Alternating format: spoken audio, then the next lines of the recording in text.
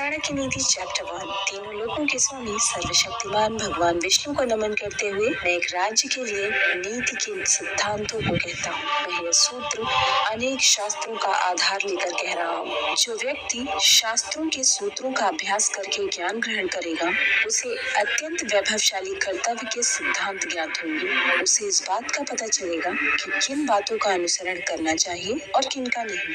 उसे अच्छाई और बुराई का भी ज्ञात होगा और अंततः उसे सर्वोत्तम का भी ज्ञान होगा। इसलिए लोगों का भला करने के लिए मैं उन बातों को कहूँगा जिनसे लोग सभी चीजों को सही परिप्रेक्ष्य में देखेंगे। एक पंडित भी घोर कष्ट में आ जाता है यदि वह किसी मूर्ख को उपदेश देता है, यदि एक दुष्ट पत्नी का पालन पोषण करता है या किसी दुखी व्यक्ति के साथ अत्यंत घनिष्ठ संबंध बना लेता है। दुष्ट पत्नी, झूठा मित्र, बदमाश नौकर और सर्प के साथ निवास करना साक्षात मृत्यु के समान है। व्यक्ति को आने वाली मुसीबतों से निपटने के लिए धन संचय करना चाहिए। उसे धन संपदा त्याग कर भी पत्नी की सुरक्षा करनी चाहिए। लेकिन यदि बात आत्मा की सुरक्षा की हो तो उसे धन और पत्नी दोनों को तुच्छ समझना चाहिए। भविष्य में आने वाली मुसीबतों के लिए धन एकत्रित करें। ऐसा न सोचें कि धनवान व्यक्ति को मुसीबत कैसी। जब धन साथ छोड़ता है तो संगठित धन भी तेजी से घटने लगता है। उस देश में निवास न करें जहाँ आपकी कोई इज्जत नहीं, आप रोजगार नहीं कमा सकते, जहाँ आपका कोई मित्र नहीं और जहाँ आप कोई ज्ञान अर्जित नहीं कर सकते। ऐसी जगह पर एक दिन भी निवास न करें जहाँ निम्नलिखित 5 चीजें न हो। एक धनवान व्यक्ति, एक ब्राह्मण जो वैदिक शास्त्रों में निपुण हो, एक राजा, एक नदी और एक चिकित्सक। बुद्धिमान व्यक्ति को ऐसे देश में कभी नहीं जाना चाहिए जहाँ रोजगार कमाने का माध्यम न हो, जहाँ लोगों को किसी बात का भय न हो, जहाँ लोगों को किसी बात की लज्जा न हो, जहाँ लोग बुद्धिमान न हो और जहाँ लोगों की प्रवृत्ति दान धर्म की न हो। नौकर की परीक्षा तब करें जब वो कर्तव्य का पालन न कर रहा हो। रिश्तेदार की परीक्षा तब करें जब आप मुसीबत में घिरे हो। मित्र की परीक्षा विपरीत परिस्थितियों में करें और जब आपका वक्त अच्छा न चल रहा हो तब अपनी पत्नी की परीक्षा करें। अच्छा मित्र वही है जो हमें निम्नलिखित परिस्थितियों में नहीं त्यागे। आवश्यकता पड़ने पर, किसी दुर्घटना में पड़ने पर, जब अकाल पड़ा हो, जब युद्ध चल रहा हो, जब हमें राजा के दरबार में जाना पड़े और जब हमें शमशान घाट जाना पड़े। जो व्यक्ति किसी नाशवंत चीज के लिए कभी नाश नहीं होने वाली चीज को छोड़ देता है तो उसके हाथ से अविनाशी वस्तु तो चली जाती ही है और उसके साथ इसमें कोई संदेह नहीं कि नाशवान वस्तु को भी वो खो देता है। एक बुद्धिमान व्यक्ति को किसी इज्जतदार घर की अविवाहित कन्या के वयंग होने के बावजूद भी उस कन्या से विवाह करना चाहिए। उसे किसी हीन घर की अत्यंत सुंदर स्त्री से विवाह नहीं करना चाहिए। शादी विवाह हमेशा बराबरी के घरों में उचित होता है।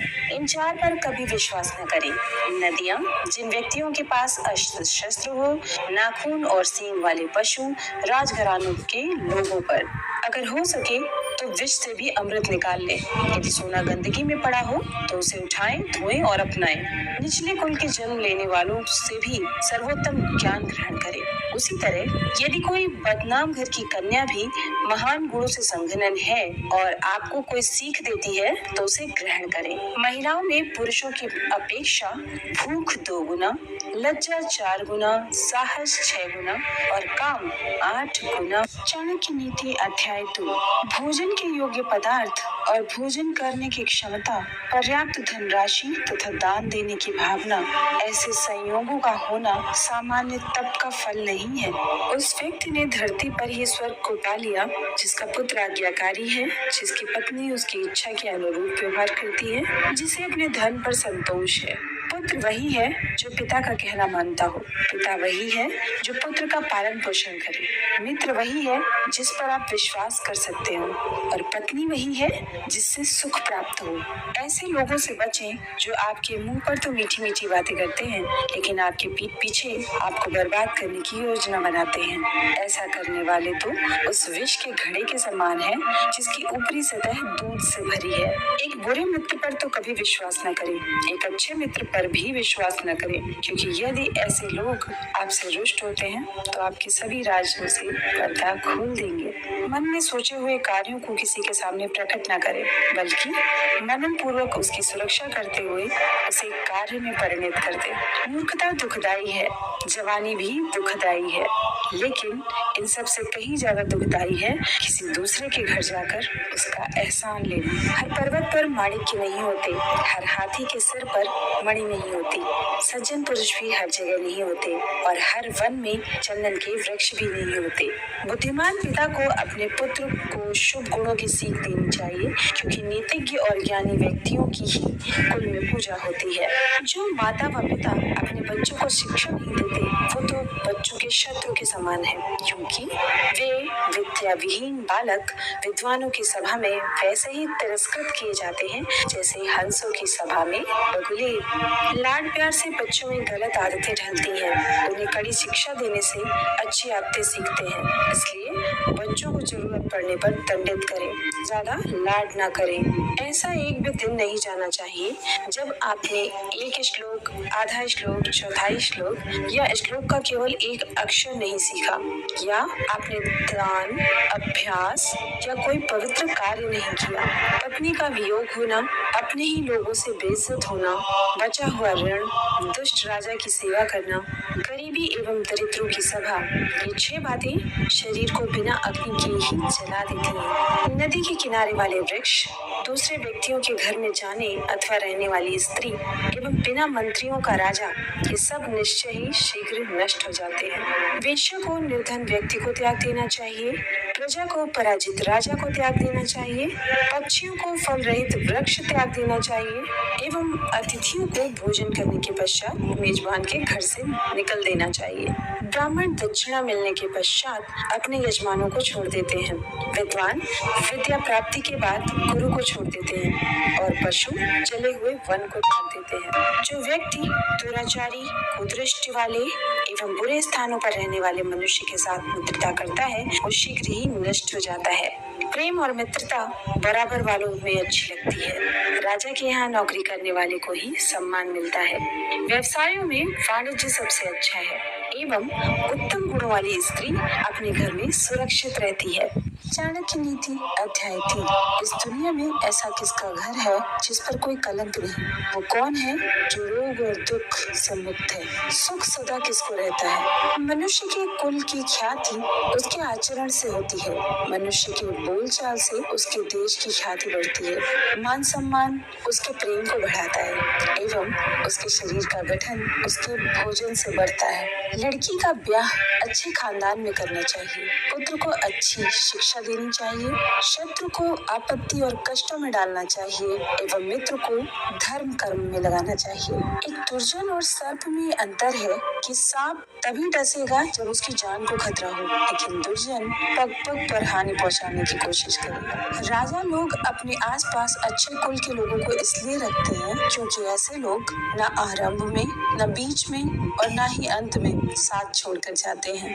जब प्रलय का समय आता है तो समुद्र भी अपनी मर्यादा छोड़कर किनारों को छोड़ अथवा तोड़ जाते हैं, लेकिन सज्जन पुरुष प्रलय के समान भयंकर आपत्ति एवं विपत्ति में भी अपनी मर्यादा नहीं बदलते। मूर्खों के साथ मित्रता नहीं रखनी चाहिए, उन्हें त्याग देना ही उचित है, क्योंकि प्रत्यक्ष रूप से वे 2 पैरों वाले पशु के समान है, जो अपने धारदार वचनों से वैसे ही हृदय को छलनी करता है जैसे अदृश्य कांटा शरीर में घुसकर छलनी करता है। रूप और यौवन से संपन्न तथा कुलीन परिवार में जन्म लेने पर भी विद्याहीन पुरुष पलाश के फूलों के समान है, जो सुंदर तो है लेकिन खुशबू रहित है। कोयल की सुंदरता उसके गायन में है, एक स्त्री की सुंदरता उसके अपने परिवार के प्रति समर्पण में है, एक खूबसूरत आदमी की सुंदरता उसके ज्ञान में है तथा एक तपस्वी की सुंदरता उसकी क्षमाशीलता में है। कुल की रक्षा के लिए एक सदस्य का बलिदान दे, गांव की रक्षा के लिए एक कुल का बलिदान दे, देश की रक्षा के लिए एक गांव का बलिदान दे, आत्मा की रक्षा के लिए देश का बलिदान दे। जो उद्यमशील है वो गरीब नहीं हो सकते, जो हरदम भगवान को याद करते हैं उन्हें पाप छू भी नहीं सकता, जो मौन रहते हैं वो झगड़ों में नहीं पड़ते, जो जागृत रहते हैं निर्भय होते हैं। अत्यधिक सुंदरता के कारण सीता हरण हुआ, अत्यंत घमंड के कारण रावण का अंत हुआ, अत्यधिक दान के कारण राजा बाली को भी बंधन में बंधना पड़ा। अतः सर्वत्र अति को त्यागना चाहिए। शक्तिशाली लोगों के लिए कौन सा कार्य कठिन है, व्यापारियों के लिए कौन सी जगह दूर है, विद्वानों के लिए कोई देश विदेश नहीं, मधुभाषियों का कोई शत्रु नहीं। जिस तरह सारा वन केवल एक ही पुष्प एवं सुगंध भरे वृक्ष से महक जाता है, उसी तरह एक ही गुणवान पुत्र पूरे कुल का नाम बढ़ाता है। जिस प्रकार केवल एक सूखा हुआ जलता वृक्ष संपूर्ण वन को जला देता है, इसी तरह एक ही कुपुत्र सारे कुल के मान, मर्यादा और प्रतिष्ठा को नष्ट कर देता है। एक विद्वान एवं सदाचारी पुत्र के कारण संपूर्ण परिवार वैसे ही खुशहाल रहता है जैसे चंद्रमा के निकलने पर रात्रि जगमगा उठती है। ऐसे अनेक पुत्र किस काम के जो दुख और निराशा पैदा करे। वो एक ही पुत्र अच्छा है जो संपूर्ण घर को सहारा और शांति प्रदान करे। 5 साल तक पुत्र को लाड़ प्यार से पालना चाहिए। 10 साल तक उसे छड़ी की मार से डराइए, लेकिन जब वो 15 साल का हो जाए तो उससे मित्र के समान व्यवहार करें। वो व्यक्ति सुरक्षित रह सकता है जो नीचे दी गई परिस्थितियां उत्पन्न होने पर भाग जाए। नंबर 1 भयावह आपदा, नंबर 2 विदेशी आक्रमण, नंबर 3 भयंकर अकाल, नंबर 4 दुष्ट व्यक्ति का संग। जो व्यक्ति निम्नलिखित बातें अर्जित नहीं करता वो बार बार जन्म लेकर मरता है। नंबर 1 धर्म, नंबर 2 अर्थ, नंबर 3 काम, नंबर 4 मोक्ष। धन की देवी लक्ष्मी स्वयं वहाँ चली आती है जहाँ नंबर 1 मूर्खों का सम्मान नहीं होता, नंबर 2 अनाज का अच्छे से भंडारण किया जाता है, नंबर 3 पति पत्नी में आपस में लड़ाई बखेड़ा नहीं होता है। चाणक्य नीति अध्याय 4। निम्नलिखित बातें माता के गर्भ में ही निश्चित हो जाती हैं। नंबर 1 व्यक्ति कितने साल जिएगा, नंबर 2 किस प्रकार का काम करेगा, नंबर 3 उसके पास कितनी संपत्ति होगी, नंबर 4 उसकी मृत्यु कब होगी। पुत्र मित्र सगे संबंधी साधुओं को देखकर भागते हैं, लेकिन जो लोग साधुओं का अनुसरण करते हैं उनमें भक्ति जागृत होती है और उनके उस पुण्य से उनका सारा कुल धन्य हो जाता है। जैसे मछली दृष्टि से, कछुआ ध्यान देकर और पंछी स्पर्श करके अपने बच्चों को पालते हैं, वैसे ही सज्जन पुरुषों की संगति मनुष्य का पालन पोषण करती है। जब आपका शरीर स्वस्थ है और आपके नियंत्रण में है, आत्म साक्षात्कार का उपाय कर लेना चाहिए, क्योंकि मृत्यु हो जाने के बाद कोई कुछ नहीं कर सकता। विद्या अर्जन करना ये एक कामधेनु के समान है जो हर मौसम में अमृत प्रदान करती है। वो विदेश में माता के समान रक्षक और हितकारी होती है, इसलिए विद्या को एक गुप्त धन कहा जाता है। सैकड़ों गुण रहे से अच्छा एक पुत्र है, क्योंकि एक चंद्रमा ही रात्रि के अंधकार को भगाता है और वहीं असंख्य तारे भी ये काम नहीं कर पाते। एक ऐसा बालक जो जन्मते वक्त मृत था, एक मूर्ख दीर्घायु बालक से बेहतर है। पहला बालक तो एक क्षण के लिए दुख देता है, दूसरा बालक अपने माँ बाप को जिंदगी भर दुख की अग्नि में जलाता है। निम्नलिखित बातें व्यक्ति को बिना आग के ही जलाती हैं। नंबर 1 एक छोटे गांव में बसना जहां रहने की सुविधाएं उपलब्ध नहीं। नंबर 2 एक ऐसे व्यक्ति के यहाँ काम करना जो नीच कुल में पैदा हुआ है। नंबर 3 अस्वास्थ्यवर्धक भोजन का सेवन करना। नंबर 4 जिसकी पत्नी हरदम गुस्से में होती है। नंबर 5 जिसको मूर्ख पुत्र है। नंबर 6 जिसकी पुत्री विधवा हो गई हो। वो गाय किस काम की जो न दूध देती है और न बच्चे को जन्म देती है, उसी प्रकार उस बच्चे का जन्म भी किस काम का जो न ही विद्वान हुआ और न ही भगवान का भक्त हुआ। जब व्यक्ति जीवन के दुख से झुलसता है तो उसे निम्नलिखित ही सहारा देते हैं: पुत्र और पुत्री, पत्नी, भगवान के भक्त। ये बातें एक ही बार होनी चाहिए। नंबर 1 राजा का बोलना। नंबर 2 विद्वान व्यक्ति का बोलना। नंबर 3 लड़की का ब्याहना। जब आप तप करते हैं तो अकेले करें, अभ्यास करते हैं तो दूसरों के साथ करें, गायन करते हैं तो 3 लोग करें, कृषि 4 लोग करें, युद्ध अनेक लोग मिलकर करें। वही अच्छी पत्नी है जो शुचिपूर्ण है, पारंगत है, शुद्ध है, पति को प्रसन्न रखने वाली है और सत्यवादी है। जिस व्यक्ति के पास पुत्र नहीं है उसका घर उजाड़ है, जिसे कोई सगे संबंधी नहीं है उसकी सभी दिशाएं उजाड़ है। मूर्ख व्यक्ति का हृदय उजाड़ है, निर्धन व्यक्ति का सब कुछ उजाड़ है। जिस आध्यात्मिक सीख का आचरण नहीं किया जाता वो जहर है, जिसका पेट खराब है उसके लिए भोजन जहर है। निर्धन व्यक्ति के लिए लोगों के किसी सामाजिक या व्यक्तिगत कार्यक्रम में एकत्र होना जहर है। जिस व्यक्ति के पास धर्म और दया नहीं है उसे दूर करो। जिस गुरु के पास आध्यात्मिक ज्ञान नहीं है उसे दूर करो। जिस पत्नी के चेहरे पर हरदम घृणा है उसे दूर करो। जिन रिश्तेदारों के पास प्रेम नहीं है उन्हें दूर करो। सतत भ्रमण करना व्यक्ति को बूढ़ा बना देता है। यदि घोड़े को हरदम बांध कर रखते हैं तो वो बूढ़ा हो जाता है। धूप में रखने से कपड़े पुराने हो जाते हैं। इन बातों को बार बार गौर करें। सही समय, सही मित्र, सही ठिकाना, पैसे कमाने के सही साधन, पैसा खर्चा करने के सही तरीके आपके ऊर्जा स्रोत। द्विज अग्नि में भगवान देखते हैं। भक्तों के हृदय में परमात्मा का वास होता है। अल्पमति के लोग होते हैं वो मूर्ति में भगवान देखते हैं, लेकिन जो दृष्टि रखने वाले लोग होते हैं वो ये जानते हैं कि भगवान सर्वत्र। चाणक्य नीति अध्याय 5। ब्राह्मणों को अग्नि की पूजा करनी चाहिए, दूसरे लोगों को ब्राह्मणों की पूजा करनी चाहिए, पत्नी को पति की पूजा करनी चाहिए तथा दोपहर के भोजन में आने के लिए जो अतिथि आए उसकी सभी को पूजा करनी चाहिए। सोने की परखों से घिसकर, काटकर, गर्म करके और पीट कर की जाती है। उसी तरह व्यक्ति का परीक्षण वो कितना त्याग करता है, उसका आचरण कैसा है, उसमें गुण कौन से हैं और उसका व्यवहार कैसा है, इससे होता है। यदि आप पर मुसीबत आती नहीं है तो उससे सावधान रहें, लेकिन यदि मुसीबत आ जाती है तो किसी भी तरह उससे छुटकारा पाएं। अनेक व्यक्ति जो एक ही गर्भ में पैदा हुए हैं, एक ही नक्षत्र में पैदा हुए हैं, वे एक ही नहीं रहते। उसी तरह जैसे बेर के झाड़ के सभी बेर एक ही जैसे नहीं रहते। वह व्यक्ति जिसके हाथ स्वच्छ हैं, कार्यालय में काम नहीं करना चाहता। जिसने अपनी कामना को खत्म कर दिया है वो शारीरिक श्रृंगार नहीं करता। जो आधा पढ़ा हुआ है वो व्यक्ति मीठे बोल नहीं बोल सकता। जो सीधी बात करता है वो धोखा नहीं दे सकता। मूर्ख लोग विद्वानों से ईर्ष्या करते हैं। गलत मार्ग पर चलने वाली औरत पवित्र स्त्री से ईर्ष्या करती है। बदसूरत औरत खूबसूरत औरत से ईर्ष्या करती है। खाली बैठने से अभ्यास का नाश होता है। दूसरों को पैसा देखभाल के लिए देने से पैसे का नाश होता है। गलत ढंग से बुआई करने वाला किसान अपने बीजों का नाश करता है। यदि सेनापति नहीं है तो सेना का नाश होता है। अर्जित विद्या अभ्यास से सुरक्षित रहती है। घर की इज्जत अच्छे व्यवहार से सुरक्षित रहती है। अच्छे गुणों से इज्जतदार आदमी को मान मिलता है। किसी भी व्यक्ति का गुस्सा उसकी आंखों में दिखता है।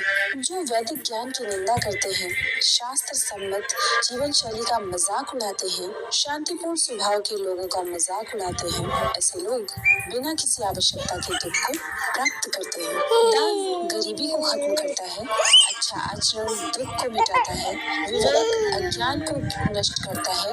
जानकारी भय को समाप्त करती है। वासना के समान दुष्कर कोई रोग नहीं, मोह के समान कोई शत्रु नहीं, क्रोध के समान अग्नि नहीं, स्वरूप ज्ञान के समान कोई बोध नहीं। व्यक्ति अकेले ही पैदा होता है, अकेले ही मरता है।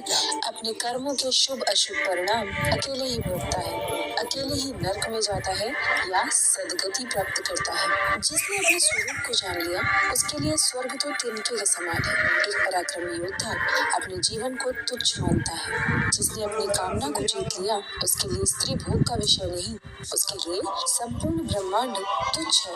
जिसके मन में कोई आसक्ति नहीं। जब आप सफर पर जाते हो तो विद्या अर्जन ही आपका मित्र है। घर में पत्नी मित्र है, बीमार होने पर दवा मित्र है। अर्जित पुण्य मृत्यु के बाद एकमात्र मित्र है। समुद्र में होने वाली वर्षा व्यर्थ है। जिसका पेट भरा हुआ है उसके लिए अन्न व्यर्थ है। पैसे वाले आदमी के लिए भेंट वस्तु का कोई अर्थ नहीं। दिन के समय चलता दिया व्यर्थ है। निर्धन को धन की कामना, पशु को वाणी की कामना, लोगों को स्वर्ग की कामना, देव लोगों को मुक्ति की कामना। सत्य की शक्ति ही इस दुनिया को धारण करती है। सत्य की शक्ति से ही सूर्य प्रकाशमान है, हवाएं चलती हैं। सही में सब कुछ सत्य पर ही आश्रित है। लक्ष्मी जो संपत्ति की देवता है वो चंचला है, हमारी श्वास भी चंचला है। हम कितना जिएंगे इसका कोई ठिकाना नहीं, हम कहाँ रहेंगे ये भी पक्का नहीं। कोई बात यहाँ पर यदि पक्की है तो वो ये कि हमारा अर्जित पुण्य कितना है। आदमियों में नाई सबसे धूर्त है, कौवा पक्षियों में सबसे धूर्त है, लोमड़ी प्राणियों में सबसे धूर्त है, औरतों में लंपट औरत सबसे धूर्त है। ये सब आपके पिता हैं। नंबर 1 जिसने आपको जन्म दिया है। नंबर 2 जिसने आपका यज्ञोपवीत संस्कार किया है। नंबर 3 जिसने आपको पढ़ाया है। नंबर 4 जिसने आपको भोजन दिया है। नंबर 5 जिसने आपको भयपूर्ण परिस्थितियों में बचाया है। इन सब को अपनी माताएं समझे। नंबर 1 राजा की पत्नी। नंबर 2 गुरु की पत्नी। नंबर 3 मित्र की पत्नी। नंबर 4 पत्नी की माँ। नंबर 5 आपकी माँ। चाणक्य नीति अध्याय 6। श्रवण करने से धर्म का ज्ञान होता है, द्वेष दूर होते हैं, ज्ञान की प्राप्ति होती है और माया की आसक्ति से मुक्ति होती है। पक्षियों में कौवा नीच है, पशुओं में कुत्ता नीच है। जो तपस्वी पाप करता है वो घिनौना है, लेकिन जो दूसरों की निंदा करता है वो सबसे बड़ा चांडाल है। राख से घिसने पर पीतल चमकता है, तांबा इमली से साफ होता है, औरतें प्रदर से शुद्ध होती है, नदी बहती रहे तो साफ रहती है।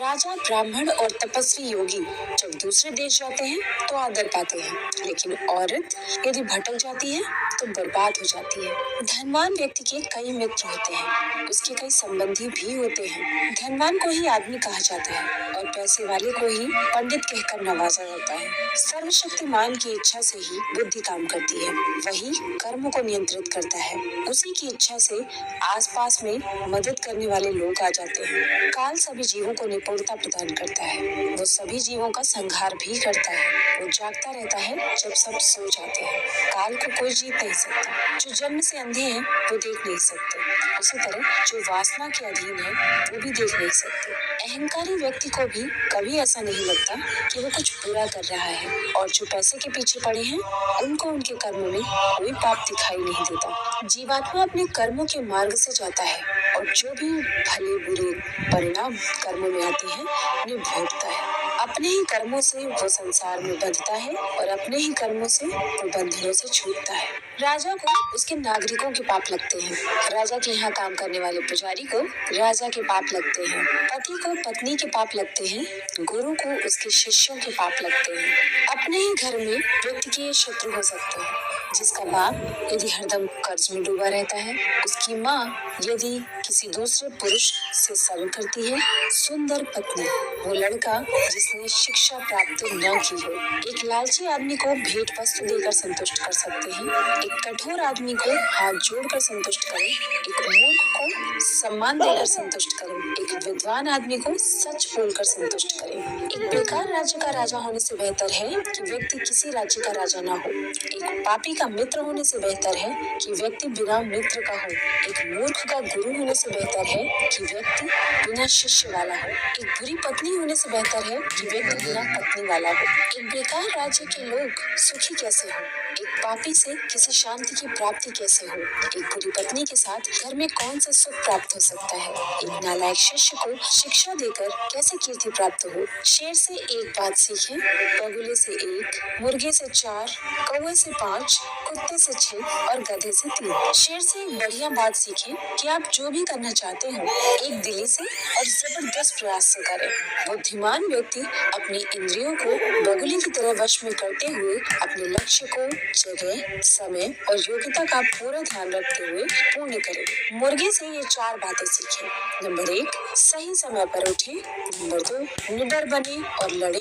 नंबर 3 संपत्ति का रिश्तेदारों से उचित बंटवारा करें। नंबर 4 अपने भोजन की व्यवस्था खुद करें। कौवे से ये 4 बातें सीखें। नंबर 1 निडरता। नंबर 2 उपयोगी वस्तुओं का संचय करें। नंबर 3 सभी ओर दृष्टि घुमाएं। नंबर 4 दूसरों पर आसानी से विश्वास न करें। कुत्ते से ये बातें सीखें। बहुत भूख हो पर खाने को कुछ न मिले या कम मिले तो भी संतोष करें। नंबर 2 गाड़ी नींद में हो तो क्षण भर में उठ जाए। नंबर 3 अपने अपने स्वामी के प्रति बेझिझक ईमानदारी रखें। नंबर 4, निडरता। गधे से ये 3 बातें सीखें। नंबर 1, अपना बोझ ढोना न छोड़े। नंबर 2, सर्दी गर्मी की चिंता न करें। नंबर 3, सदा संतुष्ट रहें। जो व्यक्ति इन 20 गुणों पर अमल करेगा वो जो भी करेगा सफल होगा। चाणक्य नीति अध्याय 7। एक बुद्धिमान व्यक्ति को निम्नलिखित बातें किसी को नहीं बतानी चाहिए। नंबर 1, कि उसकी दौलत खो चुकी है। नंबर 2, उसे क्रोध आ गया है। नंबर 3, उसकी पत्नी ने जो गलत व्यवहार किया है। नंबर 4, लोगों ने जो उसे गालियां दी। नंबर 5, वो किस प्रकार बेइज्जत हुआ है। जो व्यक्ति आर्थिक व्यवहार करने में, ज्ञानार्जन करने में, खाने में और काम धंधा करने में शर्माता नहीं है वो सुखी हो जाता है। जो सुख और शांति का अनुभव ज्ञान को प्राप्त करने से होता है वैसा अनुभव जो लोभी लोग धन के रूप में करते रहते हैं उन्हें कभी नहीं होता। व्यक्ति नीचे दी गई 3 चीजों से संतुष्ट रहे। नंबर 1, खुद की पत्नी। नंबर 2, वो भोजन जो विधाता ने उसे प्रदान किया है। नंबर 3, उतना धन जितना ईमानदारी से मिल गया। लेकिन व्यक्ति को नीचे दी गई 3 चीजों से संतुष्ट नहीं होना चाहिए। नंबर 1, अभ्यास। नंबर 2, भगवान का स्मरण। नंबर 3, परोपकार। इन दोनों के मध्य कभी भी न जाए। नंबर 1, 2 ब्राह्मण। नंबर 2, ब्राह्मण और उसके यज्ञ में चलने वाले अग्नि। नंबर 3, पति पत्नी। नंबर 4, स्वामी और नंबर 5, हाथ और पैर। अपना पैर कभी भी इनसे न छूने दे। नंबर 1, अग्नि। नंबर 2, आध्यात्मिक। नंबर 3, ब्राह्मण। नंबर 4, गाय। नंबर 5, एक कुमारिका। नंबर 6, एक उम्र में बड़ा आदमी। नंबर 7, एक बच्चा। हाथी से 1000 गज की दूरी रखें, घोड़े से 100 गज की, सींग वाले जानवर से 10 गज की, लेकिन दुष्ट जहाँ हो उस जगह से ही निकल जाए। हाथी को अंकुश से नियंत्रण करें, घोड़े को थपथपा के, सींग वाले जानवर को डंडा दिखा के, एक बदमाश को तलवार से। ब्राह्मण अच्छे भोजन से तृप्त होते हैं, मोर मेघ गर्जना से, साधु दूसरों की संपन्नता देखकर और दुष्ट दूसरों की विपदा देखकर। एक शक्तिशाली आदमी से उसकी बात मानकर समझौता करें, एक दुष्ट का प्रतिकार करें और जिनकी शक्ति आपकी शक्ति के बराबर है उनसे समझौता विनम्रता से या कठोरता से करें। एक राजा की शक्ति उसकी शक्तिशाली भुजाओं में है, एक ब्राह्मण की शक्ति उसके स्वरूप ज्ञान में है, एक स्त्री की शक्ति उसकी सुंदरता, तारुण्य और मीठे वचनों में है। अपने व्यवहार में बहुत सीधे न रहें, क्योंकि आप यदि वन जाकर देखते हैं तो पाएंगे कि जो पेड़ सीधे होंगे उन्हें काट लिया गया और जो पेड़ आड़े तिरछे हैं वो आज भी खड़े हैं। हंस वहाँ रहते हैं जहाँ पानी होता है, पानी सूखने पर वे उस जगह को छोड़ देते हैं। आप किसी आदमी को ऐसा व्यवहार न करने दें कि वो आपके पास आता और जाता रहे। संचित धन खर्च करने से बढ़ता है। इसी प्रकार जैसे ताजा जल जो अभी आया है बचता है यदि पुराने स्थिर जल को निकाल के बाहर कर दिया जाए। वो व्यक्ति जिसके पास धन है उसके पास मित्र और संबंधी भी बहुत रहते हैं, वो इस दुनिया में टिक पाता है और उसी को इज्जत मिलती है। स्वर्ग में निवास करने वाले देवता लोगों और धरती पर निवास करने वाले लोगों में कुछ सामान्य गुण है। नंबर 1, परोपकार। नंबर 2, मीठे वचन। नंबर 3, भगवान की आराधना। नंबर 4, ब्राह्मणों की जरूरतों की पूर्ति। नर्क में निवास करने वाले और धरती पर निवास करने वालों में साम्यता। नंबर 1, अत्यधिक क्रोध। नंबर 2, कठोर वचन। नंबर 3, अपने ही संबंधियों से शत्रुता। नंबर 4, नीच लोगों से मैत्री। नंबर 5, हरकतें करने वालों की नौकरी। यदि आप शेर की गुफा में जाते हैं तो आपको हाथी के पंख का मणि मिल सकता है, लेकिन यदि आप लोमड़ी जहाँ रहती है वहाँ जाते हैं तो बछड़े की पूंछ या गधे की हड्डी के अलावा कुछ नहीं मिलेगा। एक अनपढ़ आदमी की जिंदगी किसी कुत्ते की पूंछ की तरह बेकार है, उससे न उसकी इज्जत ही ढकती है और न ही कीड़े मक्खियों को भगाने के काम आती है। यदि आप दिव्यता चाहते हैं तो आपकी बुद्धि, मन और इंद्रियों में शुद्धता होनी चाहिए। इसी प्रकार आपकी हृदय में करुणा भी होनी चाहिए। जिस प्रकार एक फूल में खुशबू है, दिल में तिल है, लकड़ी में अग्नि है, दूध में घी है, गन्ने में गुड़ है, उसी प्रकार यदि आप ठीक से देखते हैं तो हर व्यक्ति में परमात्मा है। चाणक्य नीति अध्याय 8।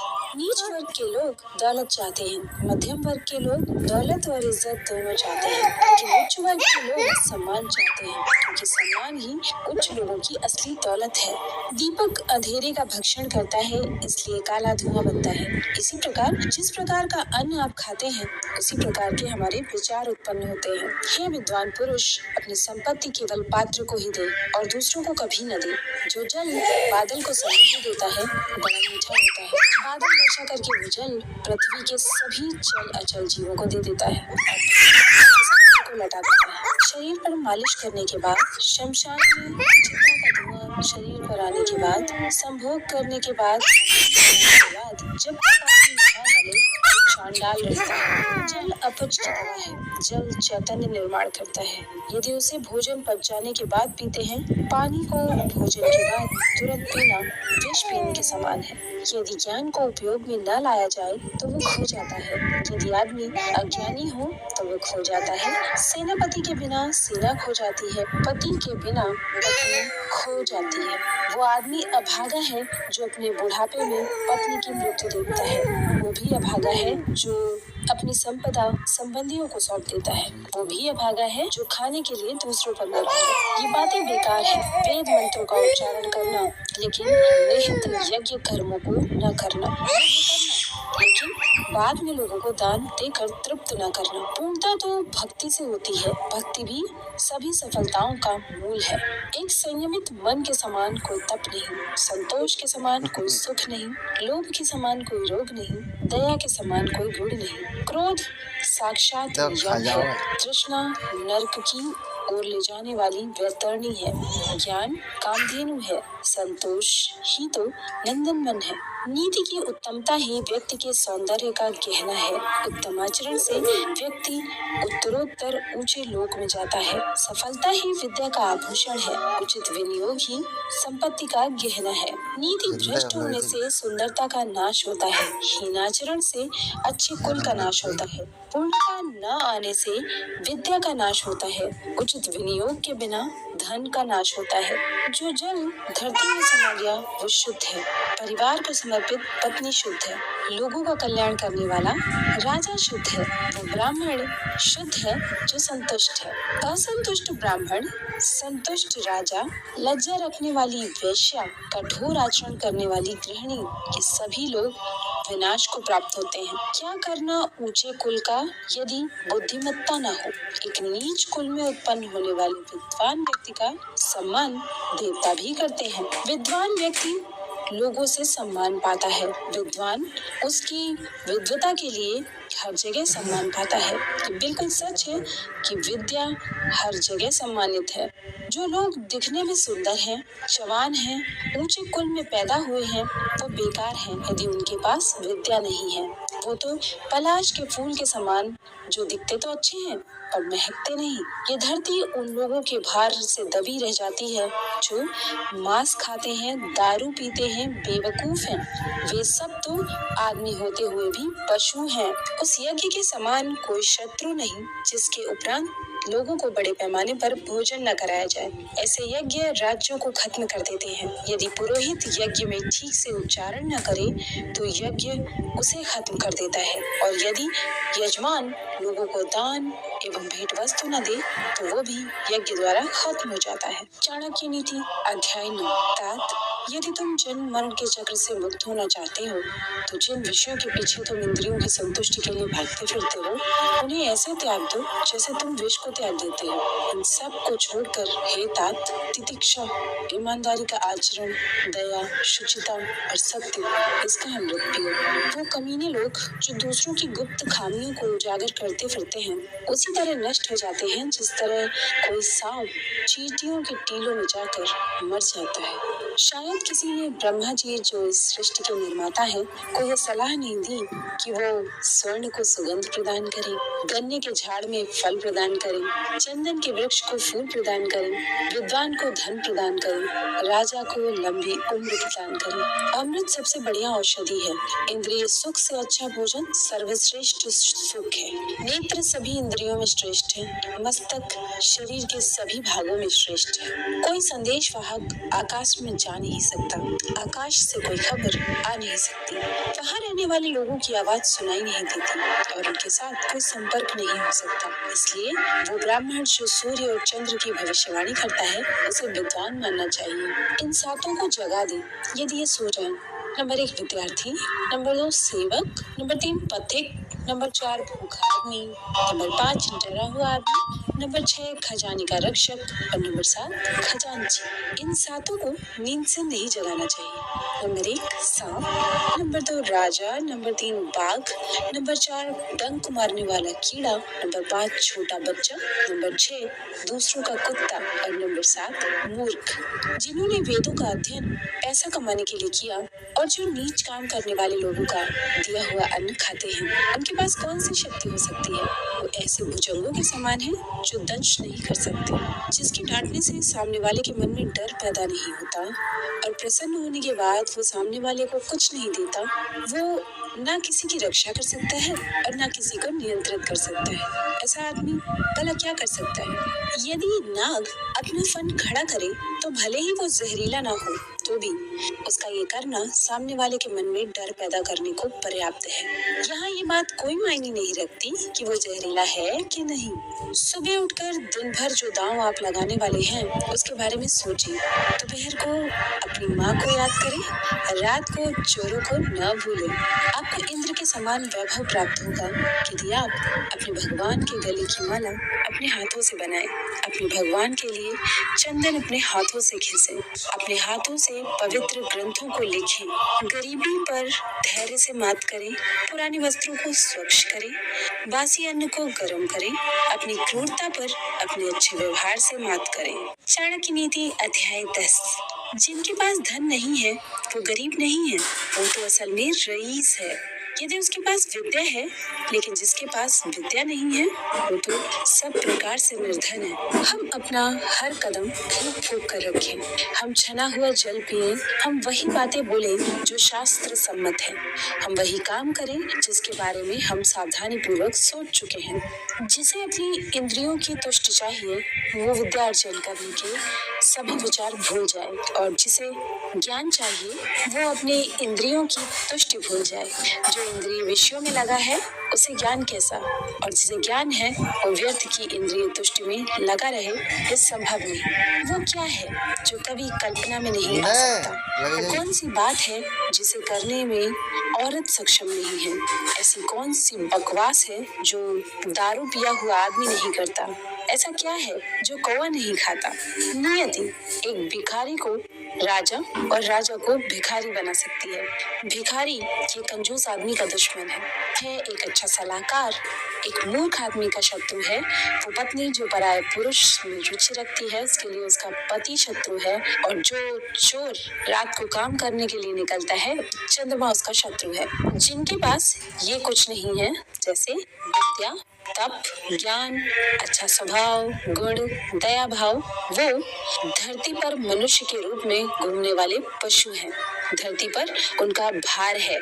जिनके भेजे खाली हैं, अर्थात जो मूर्ख हैं, वो कोई उपदेश नहीं दे सकते और न समझ सकते हैं। यदि बांस को मलय पर्वत पर भी उगाया जाए तो उसमें चंदन के गुण नहीं आते।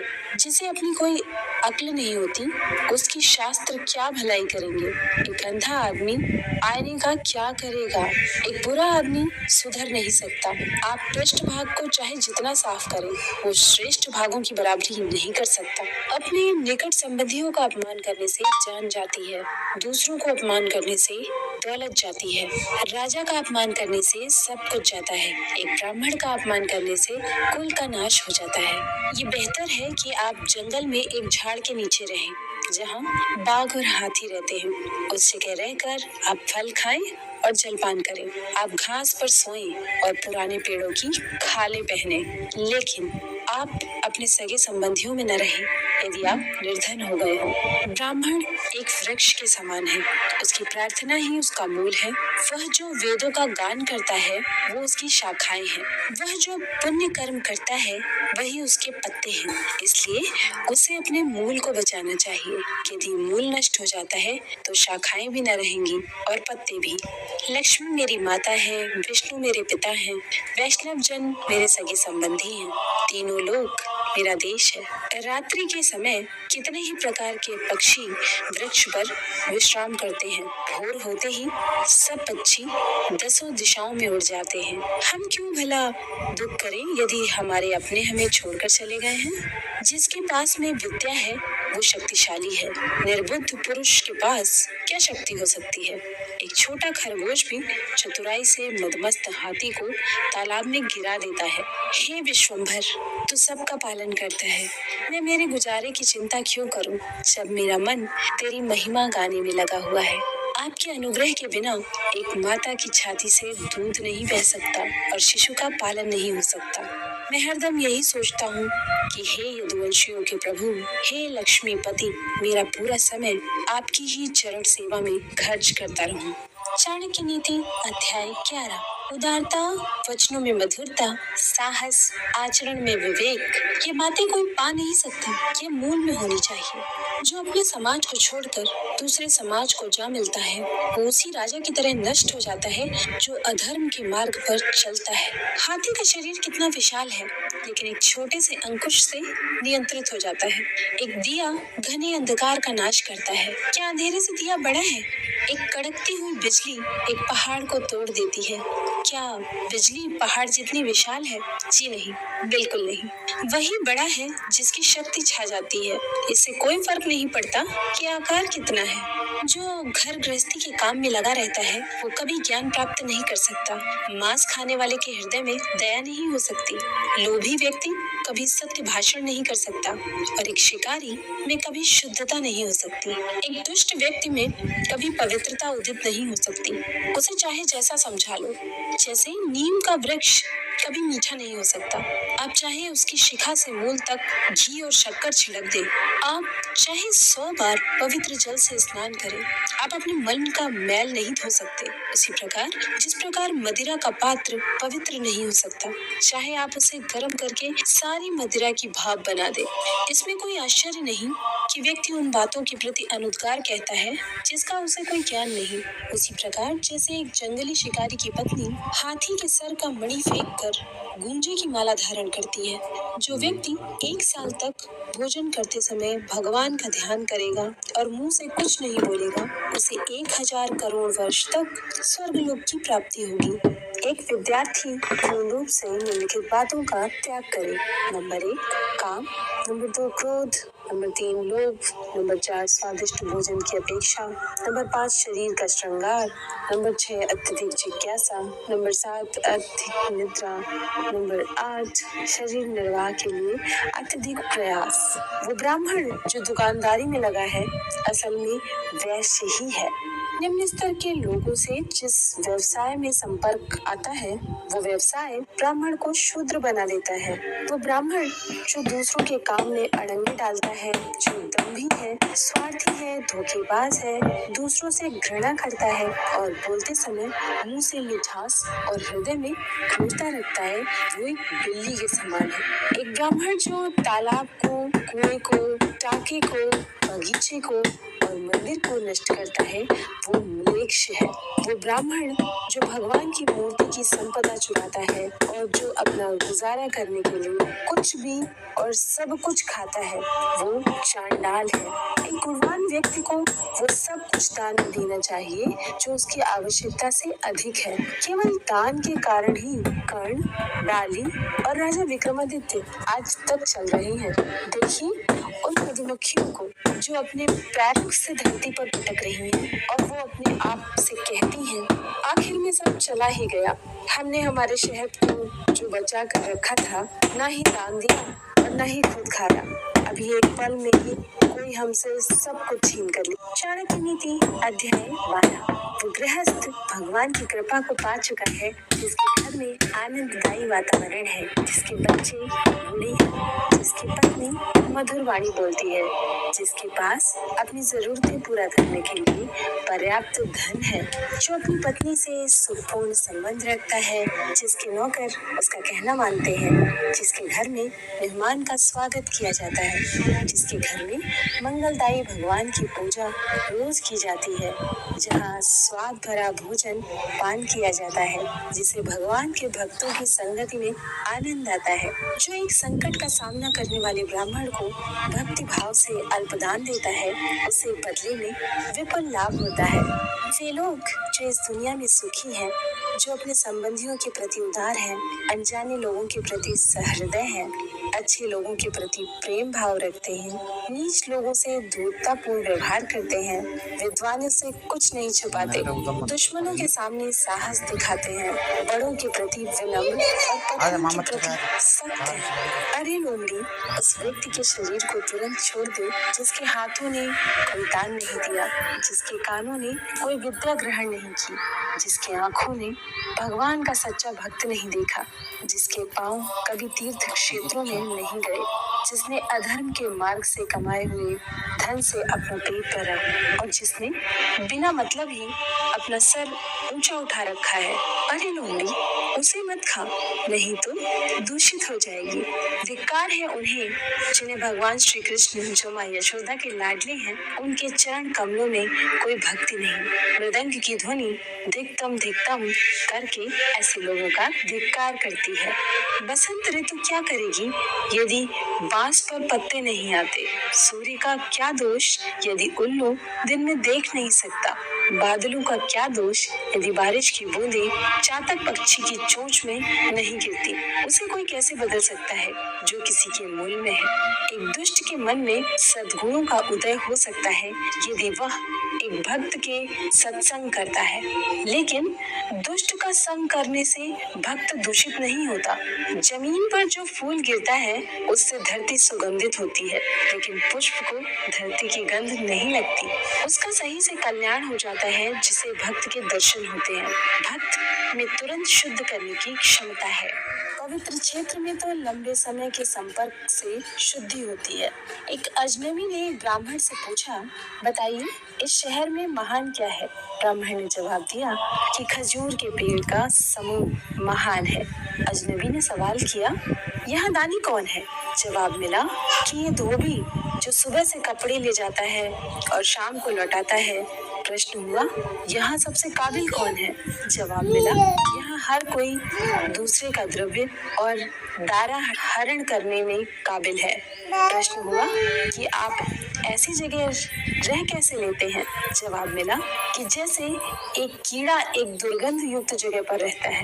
वो घर जहाँ ब्राह्मणों के चरण कमल को धोया नहीं जाता, जहाँ वैदिक मंत्रों का जोर से उच्चारण नहीं होता और जहाँ भगवान को और पितरों को भोग नहीं लगाया जाता, वो घर एक शमशान है।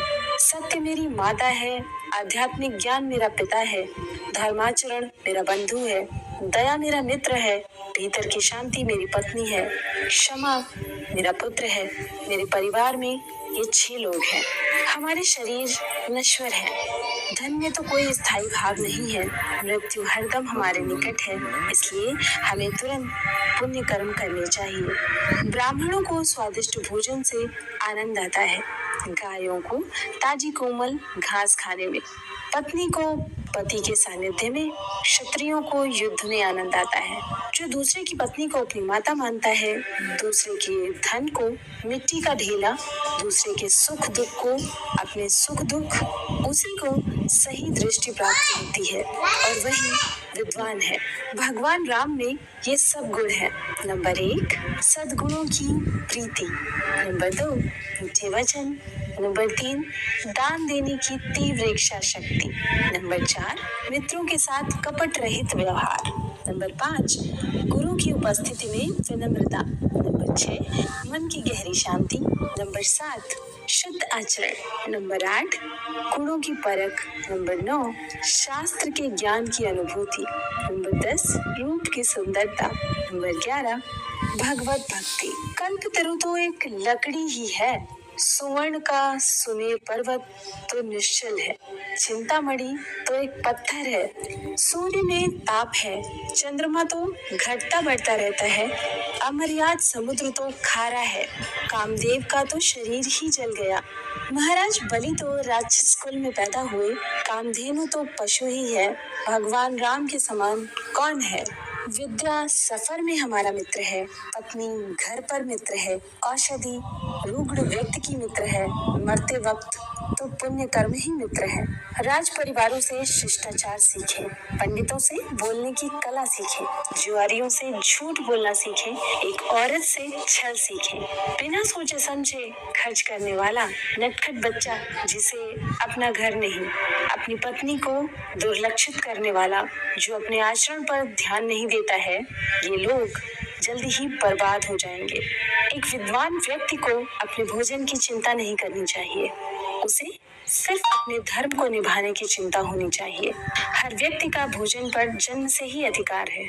जिसे दौलत, अनाज और विद्या अर्जित करने में और भोजन करने में शर्म नहीं आती, वो सुखी रहता है। बूंद बूंद से सागर बनता है, इस तरह बूंद बूंद से ज्ञान, गुण और संपत्ति प्राप्त होते हैं। जो व्यक्ति अपने बुढ़ापे में भी मूर्ख है, वो सचमुच ही मूर्ख है। उसी प्रकार जिस प्रकार इंद्र वरुण का फल कितना भी पके मीठा नहीं होता। चाणक्य नीति अध्याय 13। यदि आदमी एक पल के लिए भी जिए तो भी उस पल को शुभ कर्म में खर्च करे। एक कल्प तक जीकर कोई लाभ नहीं। दोनों लोक, इस लोक और परलोक में तकलीफ होती है।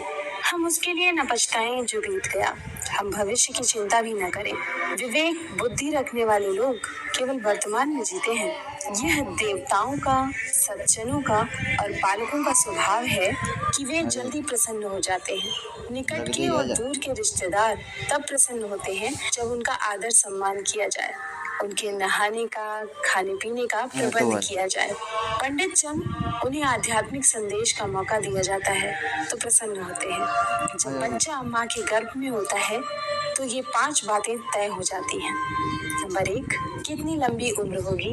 नंबर 2, वो क्या करेगा। नंबर 3, कितना धन अर्जित करेगा। नंबर 4, कितना ज्ञान अर्जित करेगा। नंबर 5, मौत कब होगी। देखिए क्या आश्चर्य है, बड़े लोग अनोखी बातें करते हैं। वे पैसे को तो तिनके की तरह मामूली समझते हैं, लेकिन जब वे उसे प्राप्त करते हैं तो उसके भार से और विनम्र होकर झुक जाते हैं। जो व्यक्ति अपने घर के लोगों से बहुत आसक्ति रखता है, वो भय और दुख को पाता है। आसक्ति ही दुख का मूल है। जिसे सुखी होना है, उसे आसक्ति छोड़नी पड़ेगी। जो भविष्य के लिए तैयार है और जो किसी भी परिस्थिति को चतुराई से निपटा सकता है, ये दोनों व्यक्ति सुखी हैं। लेकिन जो आदमी सिर्फ नसीब के सहारे चलता है, वो बर्बाद होता है। यदि राजा पुण्यात्मा है तो प्रजा भी वैसी ही होती है। यदि राजा पापी है तो प्रजा भी पापी होती है। यदि वो सामान्य है तो प्रजा सामान्य होती है। प्रजा के सामने राजा का उदाहरण होता है और वो उनका अनुसरण करती है। मेरी नजरों में वो आदमी मृत है जो जीते ही धर्म का पालन नहीं करता, लेकिन जो धर्म पालन में अपने प्राण दे देता है, वो मरने के बाद भी बेशक लंबा जीता है। जिस व्यक्ति ने न कोई ज्ञान संपादन किया, न ही पैसा कमाया, मुक्ति के लिए जो आवश्यक है उसकी पूर्ति भी नहीं की, वो एक निहायत बेकार जिंदगी जीता है। जो नीच कुल होते हैं वे दूसरों की कीर्ति को देखकर चलते हैं। वो दूसरों के बारे में अपशब्द कहते हैं क्योंकि उनकी कुछ करने की औकात नहीं होती। यदि विषय बहुत प्रिय है तो वो बंधन में डालते हैं। विषय सुख की अनासक्ति से मुक्ति की और गति होती है। इसलिए मुक्ति या बंधन का मूल मन ही है। जो आत्म स्वरूप का बोध होने से खुद को शरीर नहीं मानता, वो हरदम समाधि में रहता है, भले ही उसका शरीर कहीं भी चला जाए। किसी को सब सुख प्राप्त हुए जिसकी कामना की, सब कुछ भगवान के हाथ में है। इसलिए हमें संतोष में जीना होगा। जिस प्रकार एक गाय का बछड़ा हजारों गायों में अपनी माँ के पीछे चलता है, उसी तरह कर्म आदमी के पीछे चलते हैं। जिसके काम करने में कोई व्यवस्था नहीं, उसे कोई सुख नहीं मिल सकता। लोगों के बीच या वन में, लोगों के मिलने से उसका हृदय जलता है और वन में तो कोई सुविधा होती ही नहीं। यदि आदमी उपकरण का सहारा ले तो गर्भ जल से पानी निकाल सकता है। उसी तरह यदि विद्यार्थी अपने गुरु की सेवा करे तो गुरु के पास जो ज्ञान निधि है वो उसे प्राप्त हो सकती है। हमें अपने कर्म का फल मिलता है हमारी बुद्धि पर। इसके पहले हमने जो कर्म किए हैं उसका निशान है। इसलिए जो विद्वान लोग हैं वो सोच विचार कर कर्म करते हैं। जिस व्यक्ति ने आपको आध्यात्मिक महत्ता का एक अक्षर भी पढ़ाया हो, उसकी पूजा करनी चाहिए। जब युग का अंत हो जाएगा तो मेरू पर्वत डिग जाएगा। जब कल्प का अंत होगा तो सातों समुद्र का पानी विचलित हो जाएगा। लेकिन साधु कभी भी अपने आध्यात्मिक मार्ग से नहीं डिगेगा। इस धरती पर अन्न, जल और मीठे वचन ये असली रत्न है। मूर्खों को लगता है पत्थर के टुकड़े रत्न हैं। चाणक्य नीति अध्याय 14। गरीबी, दुख और एक बंदी का जीवन, ये सब व्यक्ति के किए हुए पापों का ही फल है। आप दौलत, मित्र, पत्नी और राज्य गंवा कर वापस पा सकते हैं, लेकिन यदि आप अपनी काया गंवा देते हैं तो वापस नहीं मिलेगी। यदि हम बड़ी संख्या में एकत्र हो जाएं तो दुश्मन को हरा सकते हैं। उसी प्रकार जैसे घास के तिनके एक दूसरे के साथ रहने के कारण भारी वर्षा में भी क्षय नहीं होते। पानी पर तेल, एक कमीने आदमी को बताया हुआ राज, एक लायक व्यक्ति को दिया हुआ दान और एक बुद्धिमान व्यक्ति को पढ़ाया हुआ शास्त्रों का ज्ञान अपने स्वभाव के कारण तेजी से फैलते हैं। वो व्यक्ति क्यों मुक्ति को नहीं पाएगा जो निम्नलिखित परिस्थितियों में जो उसके मन की अवस्था होती है उसे कायम रखता है। जब वो धर्म के अनुदेश को सुनता है, जब वो शमशान घाट में होता है, जब वो बीमार होता है, वो व्यक्ति क्यों पूर्णता नहीं हासिल करेगा। जो पश्चाताप में जो मन की अवस्था होती है उसी अवस्था को काम करते वक्त बनाए रखेगा। हमें अभिमान नहीं होना चाहिए जब हम ये बातें करते हैं। नंबर 1 परोपकार, नंबर 2 आत्मसंयम, नंबर 3 पराक्रम, नंबर 4 शास्त्र का ज्ञान हासिल करना, नंबर 5 विनम्रता, नंबर 6 नीतिमत्ता। ये करते वक्त अभिमान करने की इसलिए जरूरत नहीं क्योंकि दुनिया बहुत कम दिखाई देने वाले दुर्लभ रत्नों से भरी पड़ी है।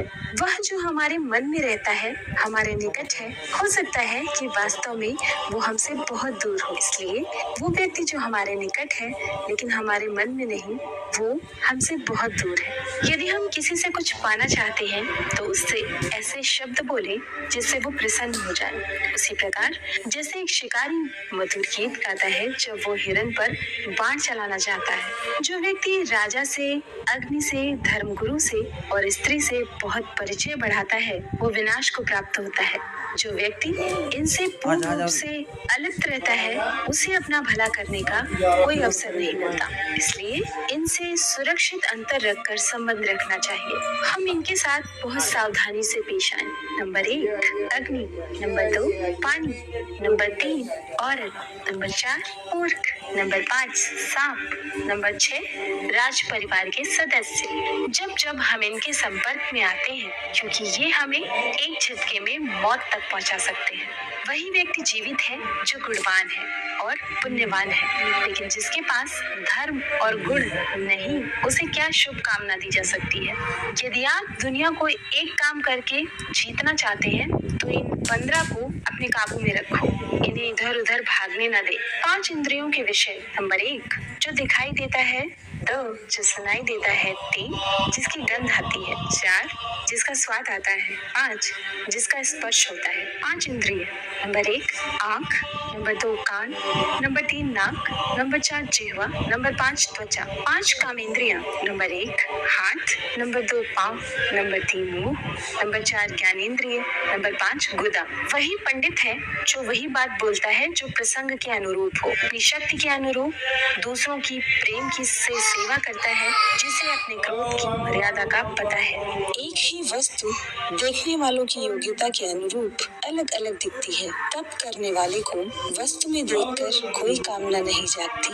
जो व्यक्ति बुद्धिमान है वो निम्नलिखित बातें किसी को न बताए। वो औषधि जो उसने बनाई है, जो अच्छा काम कर रही है, वो परोपकार जो उसने किया, उसके घर के झगड़े, उसकी पत्नी के साथ होने वाली व्यक्तिगत बातें, उसने जो ठीक से न पकाया हुआ खाना खाया, जो गालियां उसने सुनी। कोकिल तब तक मौन रहते हैं जब तक वो मीठा गाने की काबिलियत हासिल नहीं कर लेते और सबको आनंद नहीं पहुंचा सकते। हम निम्नलिखित बातें प्राप्त करें और उसे कायम रखें। हमें पुण्य कर्म के जो आशीर्वाद मिले, धन, अनाज, वो शब्द जो हमने हमारे आध्यात्मिक गुरु से सुने, कम पाई जाने वाली दवाइयाँ। हम ऐसा नहीं करते हैं तो जीना मुश्किल हो जाएगा। कुसंग का त्याग करें और संत जनों से मेल जोल बढ़ाएं। दिन और रात गुणों का संपादन करें, उस पर हमेशा चिंतन करें जो शाश्वत है, और जो अनित्य है उसे भूल जाए। चाणक्य नीति अध्याय 15। वो व्यक्ति जिसका हृदय हर प्राणी मात्र के प्रति करुणा से पिघलता है, उसे जरूरत क्या है किसी ज्ञान की, मुक्ति की, सर के ऊपर जटाजूट रखने की और अपने शरीर पर राख मलने की। इस दुनिया में वो खजाना नहीं है जो आपको आपके सद्गुरु ने एक ज्ञान का एक अक्षर दिया उसके कर्ज से मुक्त कर सके। कांटों और दुष्ट लोगों से बचने के दो उपाय हैं। पैरों में जूते पहनो और उन्हें इतना शर्मसार करो कि वो अपना सर उठा न सके और आपसे दूर रहे। जो अस्वच्छ कपड़े पहनता है, जिसके दांत साफ नहीं, जो बहुत खाता है, जो कठोर शब्द बोलता है, जो सूर्योदय के बाद उगता है, उसका कितना भी बड़ा व्यक्तित्व क्यों ना हो, वो लक्ष्मी की कृपा से वंचित रह जाएगा। जब व्यक्ति दौलत खोता है तो उसके मित्र, पत्नी, नौकर, संबंधी उसे छोड़कर चले जाते हैं, और जब वो दौलत वापस हासिल कर लेता है तो ये सब लौट आते हैं। इसलिए दौलत ही सबसे अच्छा रिश्तेदार है। पाप से कमाया हुआ पैसा 10 साल रह सकता है, 11वें साल में वो विलुप्त हो जाता है। एक महान आदमी जब कोई गलत काम करता है तो उसे कोई अच्छा नहीं कहता। एक नीच आदमी जब कोई अच्छा काम करता है तो उसका धिक्कार होता है। देखिए, अमृत पीना तो अच्छा है, लेकिन राहु की मौत अमृत पीने से ही हुई। विष पीना नुकसानदायी है, लेकिन भगवान शंकर ने जब विष का पान किया तो विष उनके गले का अलंकार हो गया। एक सच्चा भोजन वो है जो ब्राह्मण को देने के बाद शेष है। प्रेम वो सत्य है जो दूसरों को दिया जाता है। खुद से जो प्रेम होता है वो नहीं, वही बुद्धिमत्ता है जो पाप करने से रोकती है। वही दान है जो बिना दिखावे के किया जाता है। यदि आदमी को परख नहीं है तो वो अनमोल रत्नों को तो पैर की धूल में पड़ा हुआ रखता है और घास को सर पर धारण करता है। ऐसा करने से रत्नों का मूल्य कम नहीं होता और घास के तिनकों की महत्ता नहीं बढ़ती। जब विवेक बुद्धि वाला आदमी आता है तो हर चीज को उसकी जगह दिखाता है। शास्त्रों का ज्ञान अगाध है, वो कलाएं अनंत हैं जो हमें सीखनी चाहिए। हमारे पास समय थोड़ा है, जो सीखने के मौके हैं उसमें अनेक विघ्न आते हैं, इसलिए वही सीखें जो अत्यंत महत्वपूर्ण है। उसी प्रकार जैसे हंस पानी छोड़कर उससे मिला हुआ दूध पी लेता है, वो आदमी चांडाल है जो एक दूर से अचानक आए हुए थके अतिथि को आदर सत्कार दिए बिना रात्रि का भोजन खुद खाता है।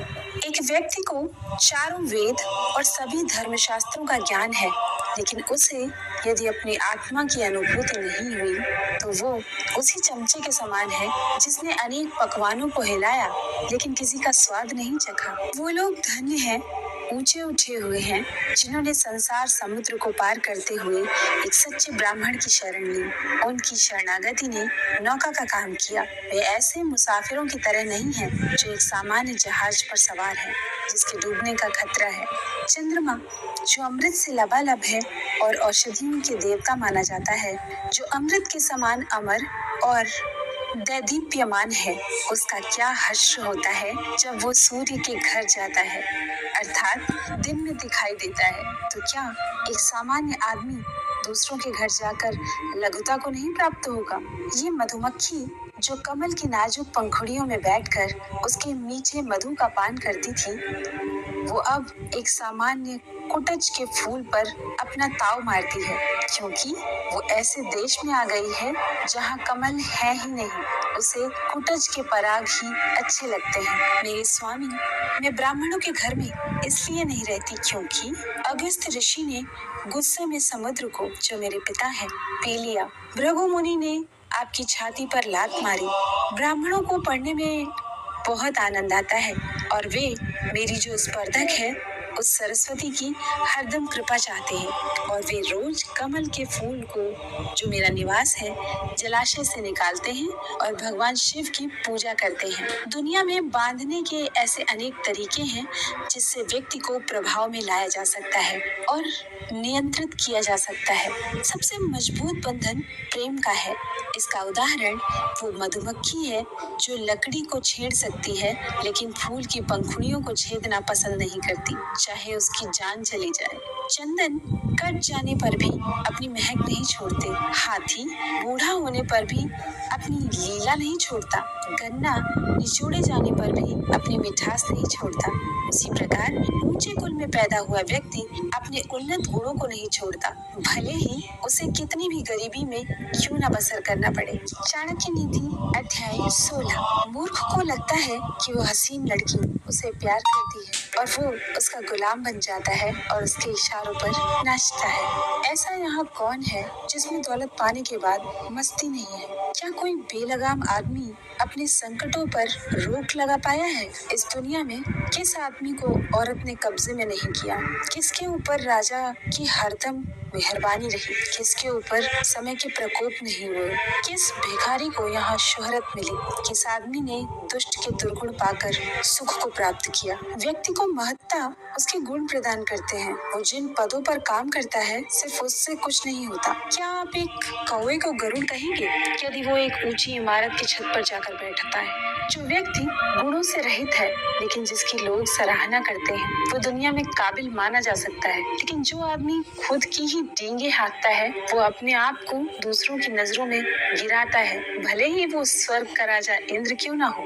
यदि एक विवेक संपन्न व्यक्ति अच्छे गुणों को परिचय देता है तो उसके गुणों की आभा को रत्न जैसी मान्यता मिलती है। एक ऐसा रत्न जो प्रज्वलित है और सोने के अलंकरण में मढ़ने पर और चमकता है। मुझे वो दौलत नहीं चाहिए जिसके लिए कठोर यातना सहनी पड़े या सदाचार का त्याग करना पड़े या अपने शत्रु की चापलूसी करनी पड़े। सभी परोपकार और तप तात्कालिक लाभ देते हैं, लेकिन सुपात्र को जो दान दिया जाता है और सभी जीवों को जो संरक्षण प्रदान किया जाता है उसका पुण्य कभी नष्ट नहीं होता। घास का तिनका हल्का है, कपास उससे भी हल्का है, भिखारी तो अनंत गुना हल्का है। फिर हवा का झोंका उसे उड़ा के क्यों नहीं ले जाता? क्योंकि वो डरता है कि कहीं वो भीख न मांग ले। बेइज्जत होकर जीने से अच्छा है कि मर जाए। मरने में एक क्षण का दुख होता है, पर इज्जत होकर जीने में हर रोज दुख उठाना पड़ता है। सभी जीव मीठे वचनों से आनंदित होते हैं, इसलिए हम सब से मीठे वचन कहें। मीठे वचन की कोई कमी नहीं है। इस दुनिया में वृक्ष को दो मीठे फल लगे हैं, मधुर वचन और सत्संग। पहले के जन्मों की अच्छी आदतें जैसे दान, विद्यार्जन और तप इस जन्म में भी चलती रहती हैं, क्योंकि सभी जन्म एक श्रृंखला से जुड़े हैं। जिसका ज्ञान किताबों में सिमट गया है और जिसने अपनी दौलत दूसरों के सुपुर्द कर दी है, फिर जरूरत आने पर ज्ञान और दौलत कुछ भी इस्तेमाल नहीं कर सकता। चाणक्य नीति अध्याय 17। वो विद्वान जिसने असंख्य किताबों का अध्ययन बिना सद्गुरु के आशीर्वाद से कर लिया, वो विद्वानों की सभा में एक सच्चे विद्वान के रूप में नहीं चमकता है। उसी प्रकार जिस प्रकार एक नाजायज औलाद को दुनिया में कोई प्रतिष्ठा हासिल नहीं होती, वो चीज जो दूर दिखाई देती है, जो असंभव दिखाई देती है, जो हमारी पहुंच से बाहर दिखाई देती है, वो भी आसानी से हासिल हो सकती है यदि हम तप करते हैं, क्योंकि तप से ऊपर कुछ नहीं। लोभ से बड़ा दुर्गुण क्या हो सकता है और निंदा से बड़ा पाप क्या है? जो सत्य में प्रस्थापित है उसे तप करने की क्या जरूरत है? जिसका हृदय शुद्ध है उसे तीर्थ यात्रा की क्या जरूरत है? यदि स्वभाव अच्छा है तो और किस गुण की जरूरत है? यदि कीर्ति है तो अलंकार की क्या जरूरत है? समुद्र भी सभी रत्नों का भंडार है, वो शंख का पिता है, देवी लक्ष्मी शंख की बहन है। इससे ये बात सिद्ध होती है कि उसी को मिलेगा जिसने पहले दिया है। जब आदमी में शक्ति नहीं रह जाती तो वो साधु हो जाता है, जिसके पास दौलत नहीं होती तो ब्रह्मचारी बन जाता है, रुग्ण भगवान का भक्त हो जाता है। जब औरत बूढ़ी हो जाती है तो पति के प्रति समर्पित हो जाती है। सांप के दंश में विष होता है, कीड़े के मुंह में विष होता है, बिच्छू के डंक में विष होता है, लेकिन दुष्ट व्यक्ति तो पूर्ण रूप से विष से भरा होता है। जो स्त्री अपने पति की सम्मति के बिना व्रत रखती है और उपवास करती है, वो उसकी आयु घटाती है और खुद नरक में जाती है। स्त्री दान देकर, उपवास रखकर और पवित्र जल का पान करके पावन नहीं हो सकती। वो पति के चरणों को धोने से और ऐसे जल का पान करने से शुद्ध हो जाती है। एक हाथ की शोभा गहनों से नहीं, दान देने से है। चंदन का लेप लगाने से नहीं, जल से नहाने से निर्मलता आती है। एक व्यक्ति भोजन खिलाने से नहीं, सम्मान देने से संतुष्ट होता है। मुक्ति खुद को सजाने से नहीं होती, आध्यात्मिक ज्ञान को जगाने से होती है। जिसमें सभी जीवों के प्रति परोपकार की भावना है, वो सभी संकटों पर मात करता है और उसे हर कदम पर सभी प्रकार की संपन्नता प्राप्त होती है। वो इंद्र के राज्य में जाकर क्या सुख भोगेगा, जिसकी पत्नी प्रेम भाव रखने वाली और सदाचारी है, जिसके पास में संपत्ति है, जिसका पुत्र सदाचारी और अच्छे गुण वाला है, जिसको अपने पुत्र द्वारा पौत्र हुए हैं। मनुष्यों में और निम्न स्तर के प्राणियों में खाना, सोना, घबराना और गमन करना समान है। मनुष्य अन्य प्राणियों से श्रेष्ठ है तो विवेक ज्ञान की बदौलत। इसलिए जिन मनुष्यों में ज्ञान नहीं, वे पशु हैं। यदि मदमस्त हाथी अपने माथे से टपकने वाले रस को पीने वाले भौरे को कान हिलाकर उड़ा देता है, तो भौरे का कुछ नहीं जाता। वे कमल में भरे हुए तालाब की ओर खुशी से चले जाते हैं। हाथी के माथे का श्रृंगार कम हो जाता है। ये आठों कभी दूसरों का दुख नहीं समझ सकते। नंबर 1 राजा, नंबर 2 वैश्या, नंबर 3 यमराज, नंबर 4 अग्नि, नंबर 5 चोर, नंबर 6 छोटा बच्चा, नंबर 7 भिखारी और नंबर 8 कर वसूल करने वाला। हे केत की पुष्पा, तुम में तो कीड़े रहते हैं, तुमसे ऐसा कोई फल भी नहीं बनता जो खाया जाए। तुम्हारे पत्ते कांटों से ढके हैं, तुम टेढ़े होकर बढ़ते हो, कीचड़ में खिलते हो, कोई तुम्हें आसानी से पा नहीं सकता, लेकिन तुम्हारी अतुलनीय खुशबू के कारण दूसरे पुष्पों की तरह तुम सभी को प्रिय हो। इसलिए एक ही अच्छाई अनेक बुराइयों पर भारी पड़ती है।